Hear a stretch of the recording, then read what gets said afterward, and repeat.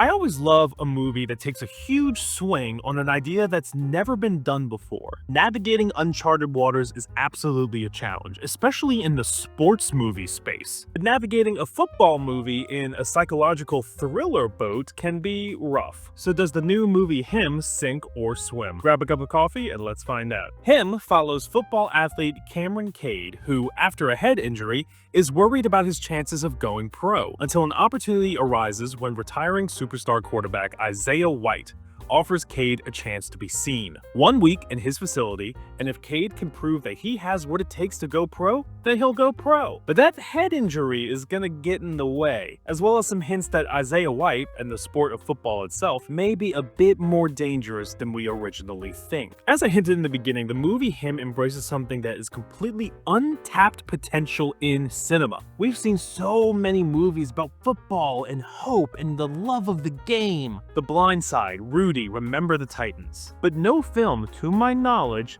takes a look at the other aspects of the sport and frames them in a psychological thriller. The sacrifice needed to be great, the damage that it does to your body, the pressure to be what your fans want you to be. This is not a happy or hopeful sports film, okay? Do not take your mom to this movie, okay? Do not. She will not like it. It's not a movie where, I don't know, like a really bad team becomes really good after a new coach comes in and we all cry at the end, right? It's not that. Him chooses other happy-go-lucky things, like deranged fans hell-bent on murdering a quarterback they don't like, sports contracts that sound more of the demonic nature than the sports nature, and sacrifices on the field juxtaposed with, demonic sacrifices. The world of a psychological thriller and football blends so well together here.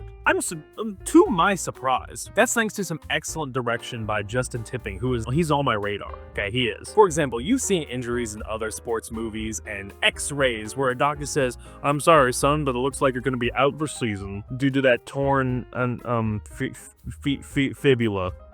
I don't know, I'm not a doctor. Cameron Cade has a head injury here in this film, and you are constantly aware of it. Both you and he know that he probably shouldn't be playing football with this thing, but he wants to prove himself a viable athlete. There's so much tension in the film because you know that one wrong move, one wrong hit for Cameron Cade, that wound on his head's gonna open back up. He is one bad tackle away from being fucked up. And during some of those hits, it will cut to that x-ray vision sort of camera where you not only feel the impact, but see the impact. Bones cracking, the blood seeping through, and the camera stays lingered in that x-ray mode, so all you see are just skeletons yelling at each other. It's creepy stuff, man. A creative and really creepy move. There's one hit in this movie that just Another twist I love is the soundtrack, to my surprise. One of the best of the year, if not the best. There, I said it. It's combined with some really great editing during some hype moments that feel like that really banging gym soundtrack you hear, like out of Planet Fitness or something.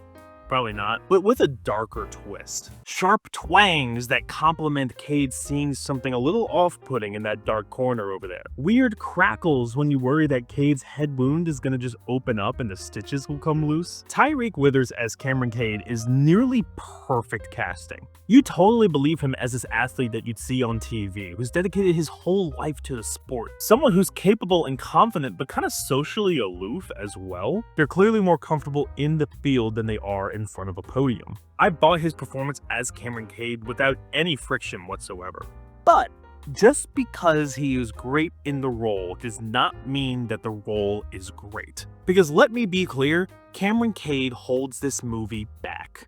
Big time. Think of a thriller or horror movie you like, okay? Okay, now think of its protagonist. Chances are that character is someone that likely is either fun or relatable or just has some personality there that if they die, you would miss them. You don't want them to die. Not Cameron Cade. He is as wooden of a protagonist as they come. Because he is so socially aloof and potentially even more realistic, he just kind of like mugs his way through every scene. No expression, no reaction to anything, no matter how weird or freaky it gets. I recently reviewed Weapons, where I praised how the characters felt real and relatable. Where one character will see something spooky and jump out their seat, or be like, what the hell was that? Oh my god. They'll get angry, they'll get emotional, they'll get upset. Cade is real. but he doesn't feel relatable. Something creepy will lurk in a dark alley, and the most Cameron Cade will give you is a damn, that's crazy. Some wild shit happens in the movie Him, and Cameron Cade does not feel like a relatable protagonist through any of it. That extends to the scenes where I should have been pulled into him more. The movie is constantly asking great questions. Is this worth it? Is this sport, this game worth it? Worth the sacrifice? Worth the injuries? And all Cameron Cade says is, you know, I love my family, you know? Like, that's all you got? That's all you gotta say here? Which is a shame, because the movie asks those questions and many more that fit a sports psychological thriller. About fame, about how we idolize players, about why you even play. It actually wisely laces those questions with its plot. As Cade and Isaiah train together while he has this injury, but still trying to be seen by the pros, you get those tidbits of those questions, and they're fun to piece together, they are. Which is unfortunately where we start to talk about the fatal flaw of this movie. And that's its story. More specifically, where that story ends up. Throughout 95% of the movie Him, a certain resolution is being foreshadowed to you. You get the hints, you get the clues, and you may even say, yeah, I know where this is going. Then the movie just tosses that in the can. It's like, never mind, how about this ending instead?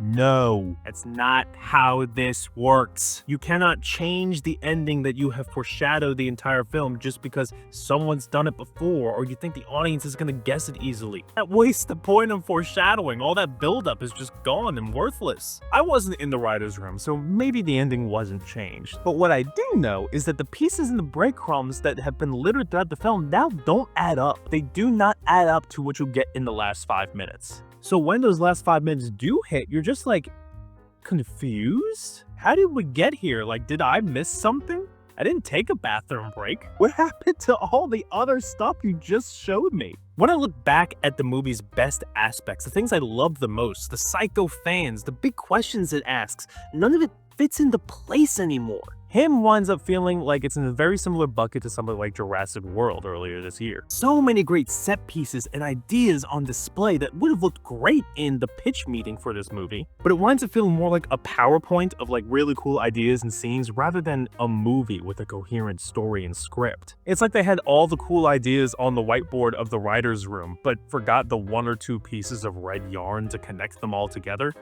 That sucks. Especially since I love those ideas. I love them. But Him writes checks that the movie just refuses to cash. That isn't helped by the fact that our main window into this story is just an impenetrable protagonist. But man, some of the best parts of Him do still seep through. In its music, in its atmosphere, and something we haven't talked about yet, which is Marlon Wayans' performance as Isaiah White, who does constantly keep me guessing, keep me interested. Those main questions in the film are coming from him. I'm intrigued to his motives and his history because it feels like the movie should have focused on him instead. I think there's enough here for you to at least give the movie Him a chance. Maybe it'll click for you better than it did for me. But there's also plenty here to let the next filmmakers with an awesome idea know, hey, you know that little red yarn on the whiteboard?